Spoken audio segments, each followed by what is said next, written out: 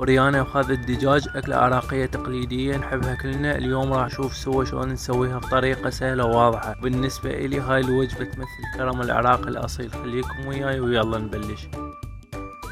3 قطع أفخاذ دجاج نضيفهم بالجدر وياهم بصل وبصرة، رشة فلفل أسود وبهارات مشكل وملح.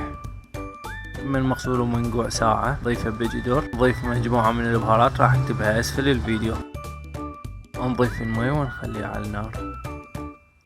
وهنا بعد ما لجحت عندي الأفخاذ هذا الشكل نضيف المي ونخليه على نار عالية يغلي 15 دقيقة وبعدها نصيه. طلع نخليه بهيجي كاسة ونجيب زيت يغلي. سويت هاي الطريقة حتى لا يطفر علي الزيت.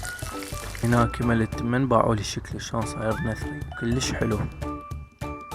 وبنفس الوقت كملت الحشوة.